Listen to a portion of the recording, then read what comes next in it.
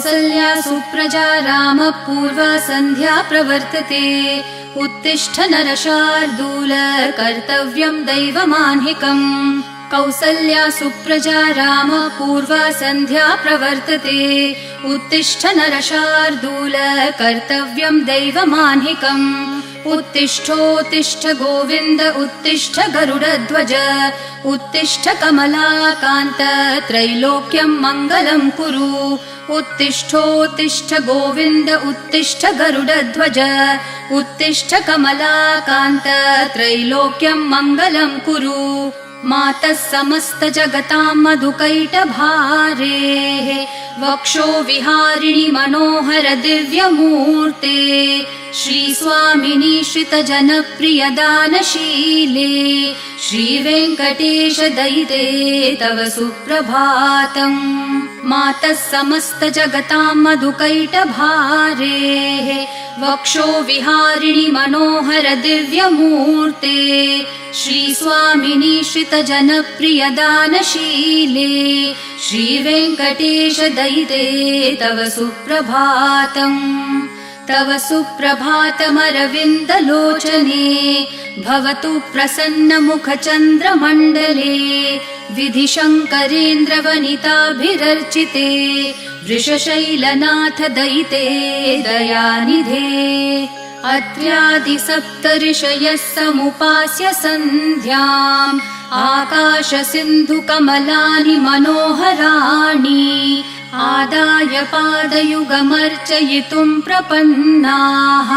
शेषाद्रिशेखर विभो तव सुप्रभातम् पञ्चाननाब्ज भव षण्मुखवासवाद्याः त्रैविक्रमादिचरितं विबुधास्तुवन्ति भाषापतिः पठति वासरशुद्धिमारात् शेषाद्रिशेखर विभो तव सुप्रभातम् ईषत्प्रफुल्लसरसीरुहनारिकेलपूगद्रुमादिसुमनोहरपालिकानाम् आवाति मन्दमनिलः सह दिव्यगन्धैः शेषाद्रिशेखर विभो तव सुप्रभातम् उन्मील्य नेत्रयुगमुत्तम पञ्चरस्था पात्रावशिष्ठकदलीफलपायसानि भूत्वा सलीलमथ केलिशुकाः पठन्ति शेषाद्रिशेखर विभो तव सुप्रभातम् तन्त्री प्रकर्ष मधुरस्वनया विपञ्च्या गायत्यनन्तचरितं तव नारदोऽपि भाषा समग्रमसकृत्करचाररम्यम् शेषाद्रिशेखर विभो तव सुप्रभातम् भृङ्गावली च मकरन्दरसानुविद्धझनकारगीतनिनदैः सह सेवनाय निर्यात्युपान्तसरसी कमलोदरेभ्यः शेषाद्रिशेखर विभो तव सुप्रभातम् योषागणेन वरदग्निविमथ्यमाने घोषालयेषु दधिमन्थन तीव्रघोषाः रोषात् कलिं वदधते ककुभश्च कुम्भाः शेषाद्रिशेखर विभो तव सुप्रभातम् पद्मेशमित्रशतपत्रगतालिवर्गाः हर्तुं श्रियं कुवलयस्य निजाङ्गलक्ष्म्या भेरीनिनादमिव बिभ्रति तीव्रनादम् शेषाद्रिशेखर विभो तव सुप्रभातम् श्रीमन्नभीष्टवरदाखिललोकबन्धो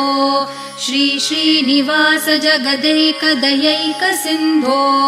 श्रीदेवतागृहभुजान्तर दिव्यमूर्ते श्रीवेङ्कटाचलपते तव सुप्रभातम् श्रीमन्नभीष्टवरदाखिललोकबन्धो श्री श्रीनिवास जगदेकदयैकसिन्धो श्रीदेवतागृहभुजान्तर दिव्यमूर्ते श्रीवेङ्कटाचलपते तव सुप्रभातम् श्रीस्वामी पुष्करिणिकाप्लवनिर्मलाङ्गाः श्रेयोर्थिनो हरविरिञ्च सनन्दनाद्याः द्वारे वसन्ति वरवेत्रहतोत्तमाङ्गाः श्रीवेङ्कटाचलपते तव सुप्रभातम् श्रीशेषशैलगरुडाचलवेङ्कटाद्रिनारायणाद्रिवृषभाद्रिवृषाद्रिमुख्याम् आख्यां त्वदीयवसतेरनिशं वदन्ति श्रीवेङ्कटाचलपते तव सुप्रभातम् सेवापरः शिवसुरेश कृशानुधर्मरक्षोऽम्बुनाथ पवमानधनाधिनाथाः बद्धाञ्जलि प्रविलसन्निज शीर्षदेशाः श्रीवेङ्कटाचलपते तव सुप्रभातम् घाटेषु ते विहगराज मृगाधिराज नागाधिराज गजराज हयाधिराजाः स्वस्वाधिकारमहिमाधिकमर्थयन्ते श्रीवेङ्कटाचलपते तव सुप्रभातम् सूर्येन्दुभौमबुधवाक्पतिकाव्यसौरिस्वरभानुकेतुदिविशत्परिषत्प्रधानाः त्वद्दासदासचरमावधिदासदासाः श्रीवेङ्कटाचलपते तव सुप्रभातम् त्वत्पादधूलिभरितस्फुरितोत्तमाङ्गाः स्वर्गापवर्गनिरपेक्षनिजान्तरङ्गाः कल्पागमाकलनयाकुलतां लभन्ते श्रीवेङ्कटाचलपते तव सुप्रभातम् त्वद्गोपुराग्रशिखराणि निरीक्षमाणाः स्वर्गापवर्गपदवीं परमाश्रयन्तः मर्त्या मनुष्यभुवने मतिमाश्रयन्ते श्रीवेङ्कटाचलपते तव सुप्रभातम् श्रीभूमिनायकदयादिगुणामृताब्धे देवाधिदेव जगदेक शरण्यमूर्ते श्रीमन् अनन्त गरुडादिभिरर्चिताङ्घ्रे श्रीवेङ्कटाचलपते तव सुप्रभातम् श्रीपद्मनाभ पुरुषोत्तम वासुदेव वैकुण्ठमाधव जनार्दन चक्रपाणे श्रीवत्सचिह्न शरणागत पारिजात श्रीवेङ्कटाचलपते तव सुप्रभातम् कन्दर्पदर्पहर सुन्दर दिव्यमूर्ते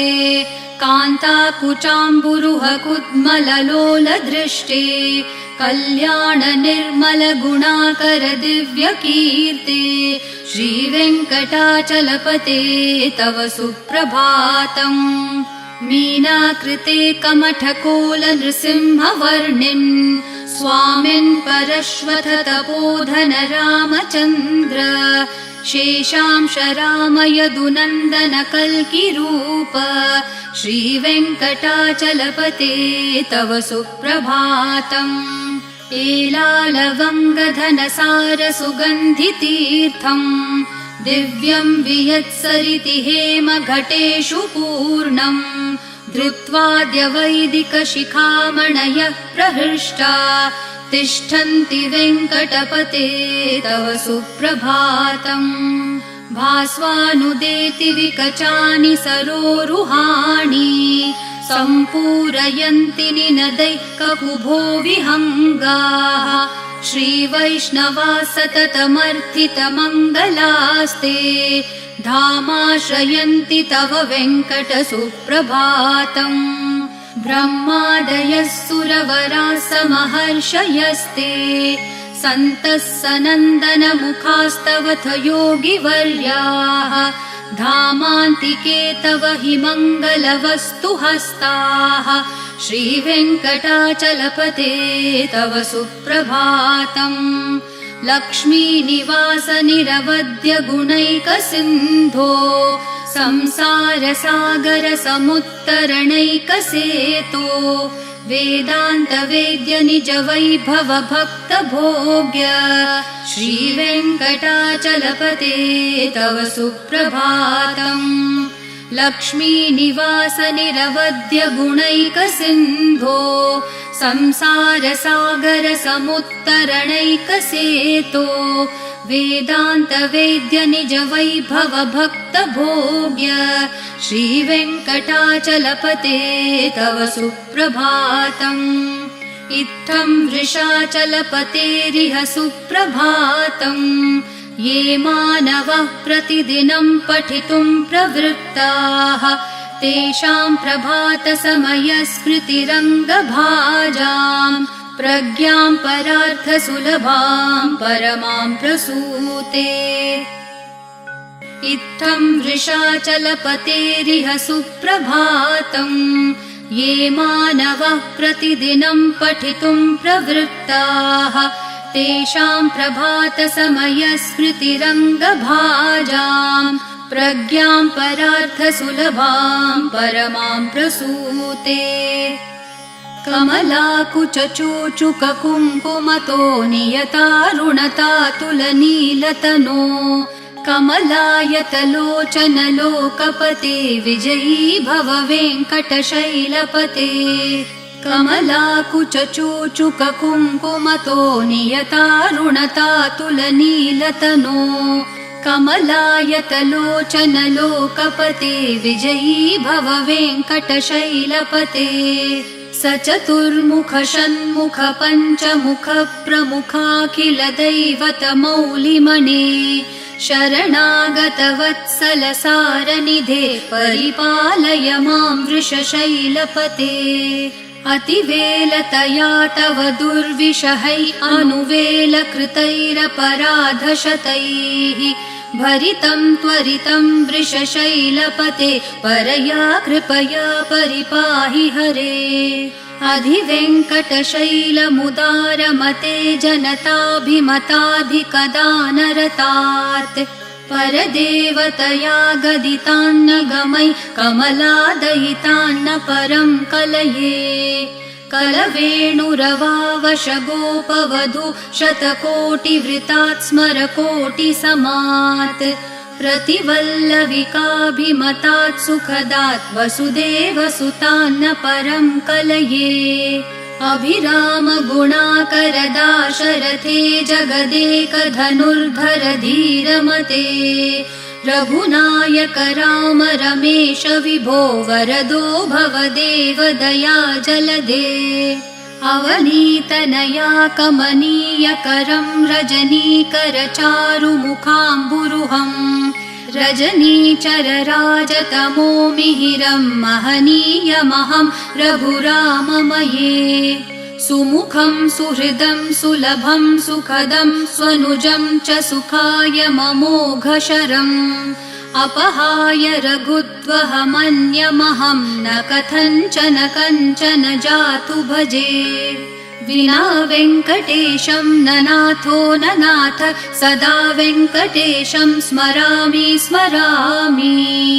हरे वेङ्कटेश प्रसीद प्रसीद प्रियं वेङ्कटेश प्रयच्छ प्रयच्छ। विना वेङ्कटेशं न नाथो न नाथ सदा वेङ्कटेशं स्मरामि स्मरामि।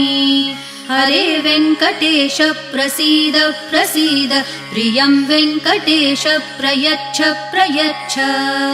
अहं दूरतस्ते पदाम्भोजयुग्म प्रणामेच्छयागत्य सेवां करोमि। सकृत्सेवया नित्यसेवाफलं त्वं प्रयच्छ प्रयच्छ प्रभो वेङ्कटेश। अज्ञानिना मया दोषान् अशेषान् विहितान् हरे क्षमस्वत्वं शेषशैलशिखामणे। अज्ञानिना मया दोषान् अशेषान् विहितान् हरे क्षमस्वत्वं शेषशैलशिखामणे। ईशानां जगतोऽस्य वेङ्कटपतेर्विष्णोः परां प्रेयसीं तद्वक्षस्थलनित्यवासरसिकां तच्छान्तिसंवर्धिनीं पद्मालङ्कृतपाणिपल्लवयुगां पद्मासनस्थां श्रियम् वात्सल्यादिगुणोज्ज्वलां भगवतीं वन्दे जगन्मातरम् ईशानां जगतोऽस्य वेङ्कटपतेर्विष्णोः परां प्रेयसीं तद्वक्षस्थलनित्यवासरसिकां तच्छान्तिसंवर्धिनीं पद्मालङ्कृतपाणिपल्लवयुगां पद्मासनस्थां श्रियम् वात्सल्यादिगुणोज्ज्वलां भगवतीं वन्दे जगन्मातरम् श्रीमान् कृपाजलनिधे कृतसर्वलोकसर्वज्ञशक्तनतवत्सल सर्वशेषिन् स्वामिन् सुशीलसुलभाश्रितपारिजात श्रीवेङ्कटेश चरणौ शरणं प्रपद्ये श्रीमान् कृपाजलनिधे कृतसर्वलोकसर्वज्ञशक्तनतवत्सल सर्वशेषिन् स्वामिन् सुशीलसुलभाश्रितपारिजात श्रीवेङ्कटेश चरणौ शरणं प्रपद्ये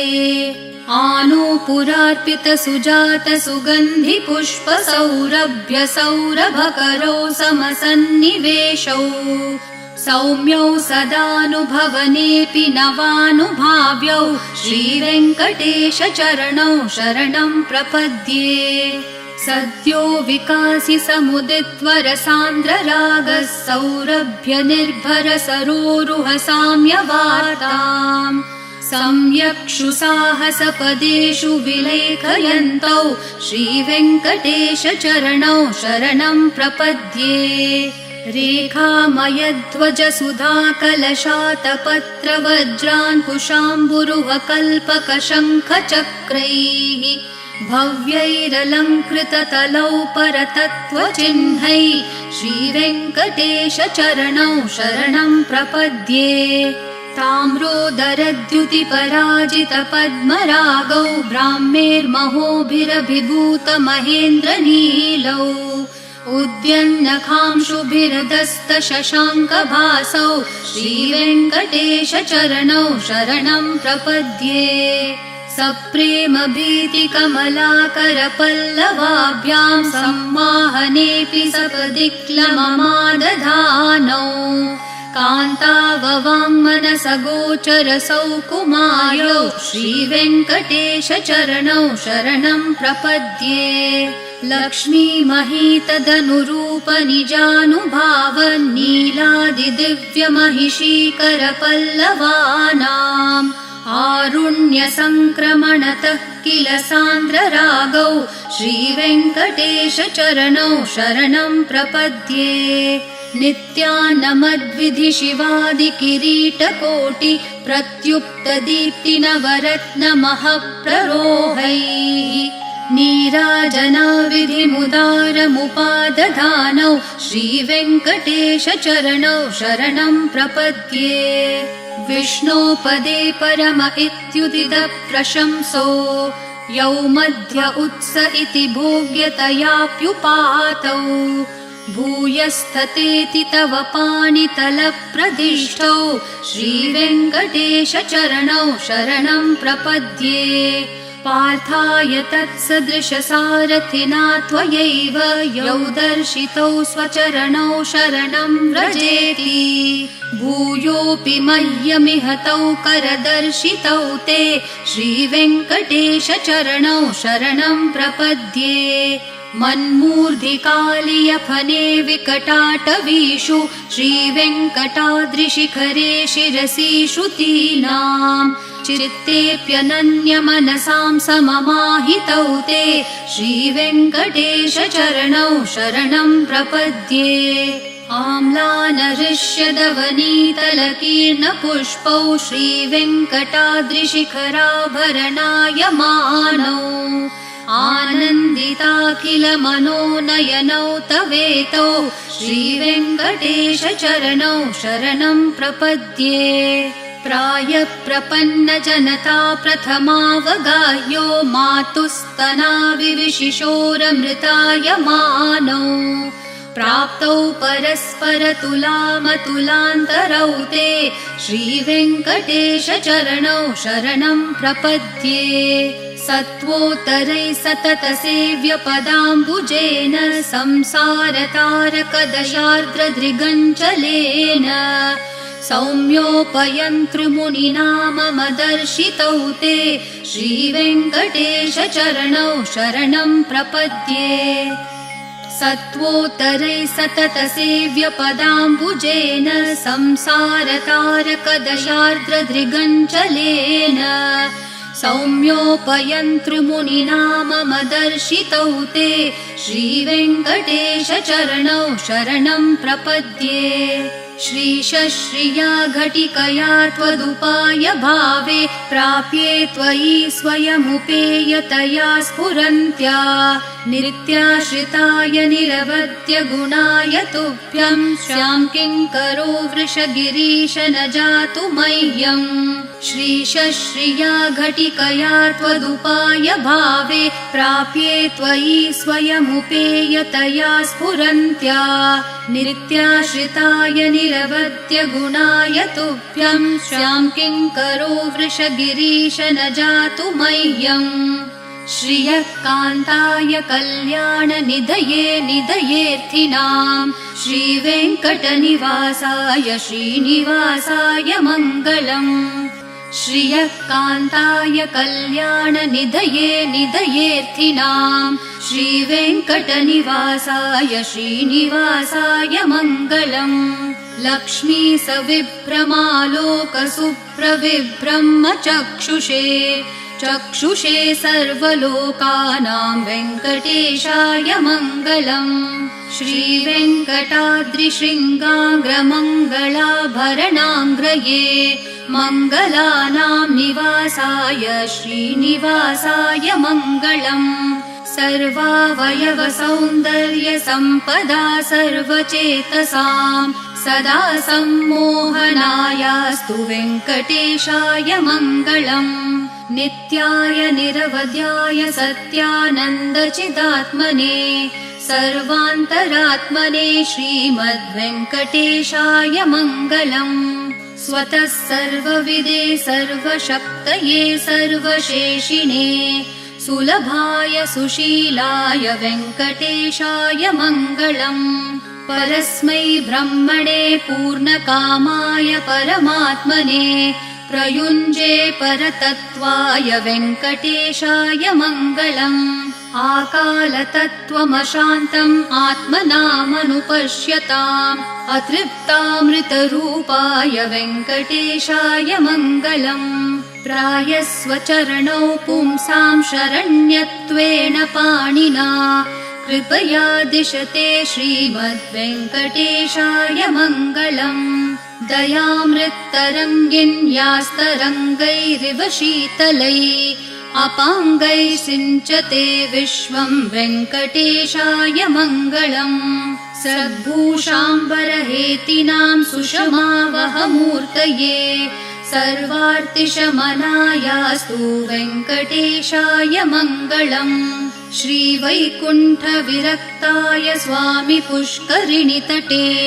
रमया रममाणाय वेङ्कटेशाय मङ्गलम् श्रीवैकुण्ठविरक्ताय स्वामि पुष्करिणीतटे रमया रममाणाय वेङ्कटेशाय मङ्गलम् श्रीमत्सुन्दरजामातृमुनिमानसवासिने सर्वलोकनिवासाय श्रीनिवासाय मङ्गलम् मङ्गलाशासनपरैर्मदाचार्य पुरोगमैः सर्वैश्च पूर्वैराचार्यैः सत्कृतायास्तु मङ्गलम्।